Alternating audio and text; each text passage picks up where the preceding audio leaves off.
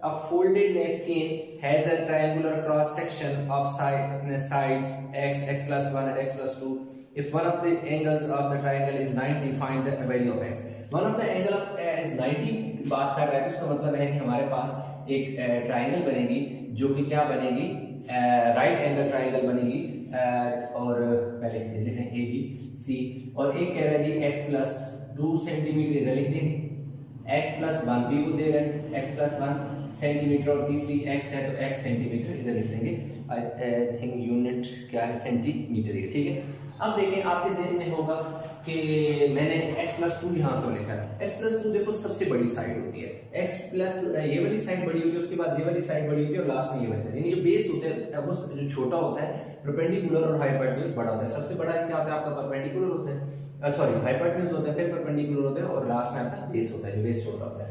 तो अभी देखिए हमारे पास क्या है कि x प्लस 2 है, क्योंकि इन सारों में x प्लस 2, x प्लस 1 और x, ये सबसे छोटा था इसलिए हमने इसे बेस रखा था, ये सबसे बड़ा था इसलिए इसे परपेंडिकुलर बना लिया, और जो दरमियान में था उसे सॉरी जो सबसे बड़ा था उसे परपेंडिकुलर बना लिया, और हाइपोटेन्यूज अगेन मैं बोल रहा हूँ, जो सबसे बड़ी साइड है उसको हाइपोटेन्यूज बना लिया, जो सबसे छोटी उसे बेस बना लिया, जो दरमियान में थी उसे परपेंडिकुलर बना लिया। अब हाइपोटेन्यूज की कौन सी साइड होती है, जो राइट एंगल के बिल्कुल ऑपोजिट साइड होती है, वो आपका हाइपोटेन्यूज होता है, यानी ये h होगा।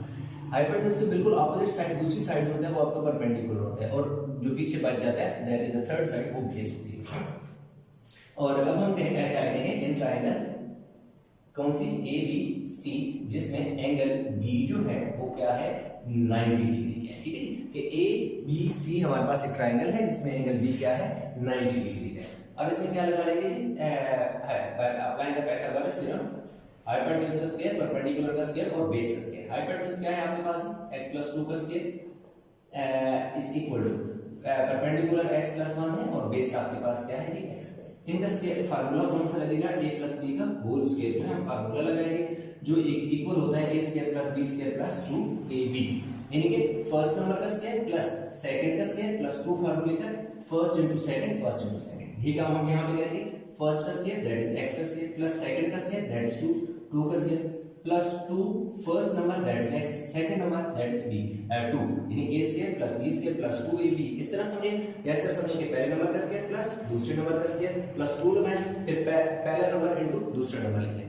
फिर आगे आपके पास क्या आ जाता है, ये वाला पहले नंबर का स्क्वायर प्लस दूसरे नंबर का स्क्वायर, पहले नंबर का स्क्वायर प्लस दूसरे नंबर का स्क्वायर प्लस 2 पहला नंबर इनटू दूसरा नंबर, ये x है, n नहीं है x, और लास्ट में तो सिंपल जो x स्क्वायर है ना, इंडिविजुअल है, तो उसका तो x का स्क्वायर x स्क्वायर आ जाएगा। अब देखिए इसका स्क्वायर को दो, x स्क्वायर आ जाएगा, 2 का स्क्वायर 4 आ जाएगा, 2 2 जा 4x is equal to x का स्क्वायर x स्क्वायर, 1 का स्क्वायर 1, 2x 1 जा 2x और x स्क्वायर। अब देखिए ये दोनों मिलकर x स्क्वायर बनेगा, x स्क्वायर इसको तरतीब से लिख लेता हूं, 4x plus 4 is equal to x square और x स्क्वायर, कितने x स्क्वायर हो गए 2x स्क्वायर प्लस ये वाला 2x और प्लस 1। अब इनको इधर ले, नहीं इसको इधर लेके जाएंगे, उसकी रीजन है, देखिए उसको मैं इधर इसलिए ले जाऊंगा। अब 2x स्क्वायर है ना, ये वाला x स्क्वायर उधर जाएगा ताकि माइनस हो, क्योंकि देखिए 2x square is greater than x square, 2x square बड़ा है x स्क्वायर से, इसलिए इस तरफ चला गया x। आगे क्या है, प्लस 2x है, ये 4x उधर जाके माइनस 4x। अब ये सोच लो कि ये बड़ा है, फिर इसको भी उधर लेके हमने देखो स्क्वायर वाली वैल्यू को देखना है, इसलिए जो पहले वाली स्क्वायर वाली वैल्यू है वो हमने देखी, वो नेगेटिव होनी चाहिए।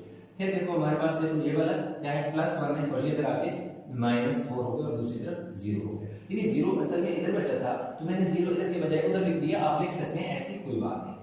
अब देखो 2x स्क्वायर में से x स्क्वायर गया तो ax स्क्वायर बचा, 4 में से 2 गया तो माइनस कितने बचे 2x, 4 में से 1 गया तो माइनस 3 इज इक्वल टू 0। अब इसका क्या है कि मिड टर्म ब्रेक करना है, ठीक है, कैसे, अभी कोई मेरे पास कुछ इस तरह बनी है कि x square minus 2x minus 3 is equal to 0।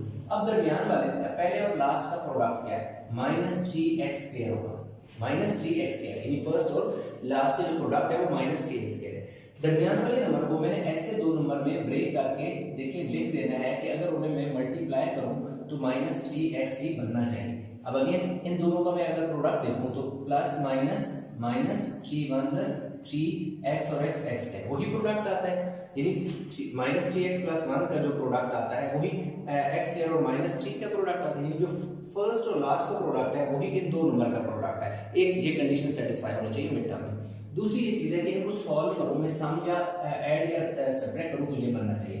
अब देखिए एक के साथ माइनस है, एक के साथ प्लस है, तो तीन में से एक जाएगा तो -2x बचेगा। दूसरी कंडीशन भी सेटिस्फाई होगी, यानी इनका जो सम या डिफरेंस जो है इसकी इक्वल आना चाहिए, बिल्कुल आ रहा है। इन दोनों का प्रोडक्ट जो है उसकी ऊपर वाले की इक्वल आना चाहिए, जो प्रोडक्ट पहले और आखिरी का है वो भी आ रहा है। तो इसका मतलब है कि ये हमारे पास जो मिड टर्म है वो हमने ठीक की। अब गिवन साइन माइनस का था तो बड़े नंबर के साथ माइनस लगा रहे हैं। अब ये x क्या है, तो x क्या है कॉमन, x 2 थे, एक बाहर चला गया, एक बच गया। माइनस क्या है 3 है, x है, x बाहर चला गया, +1 कॉमन ले लिया, x - 3 = 0। अब देखिए हमारे पास क्या है, x - 3 दो बार है तो x - 3 को एक बार लिखेंगे। दूसरा ये वाला x बचेगा और ये वाला +1 बचेगा, इनको लिख लेंगे और =0। अब देखिए x - 3 को भी 0 के इक्वल पुट कर दो और x + 1 को भी 0 के इक्वल पुट कर दो।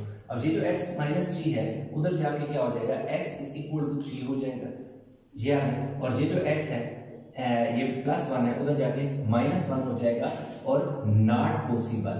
क्यों कि अभी जैसे पिछले वाले क्वेश्चन में मैंने बताया था कि साइड जो है वो कभी नेगेटिव नहीं होती, क्योंकि x की वैल्यू 1 x है, x की जगह में -1 नहीं पुट कर सकता, क्योंकि कभी भी ट्रायंगल की जो साइड है, रेक्टेंगल की जो साइड है वो नेगेटिव नहीं हो सकती, इसलिए नहीं है। तो इसलिए x = 3 is a final answer. जिसने कहा था कि find the value of x, I think देगा yes value of x, value of x के आगे 3 आ गई। तो इस तरह स्टूडेंट इस वाले लेक्चर में हमने question number 11 and question number 12 of exercise 3b of class 8 new student mathematics group जो 2 है उसमें हमने किया। आई होप ये क्वेश्चन आपको समझ आया होगा। इस क्वेश्चन में किसी किस्म की कंफ्यूजन है मुझे कमेंट में जरूर बताइएगा।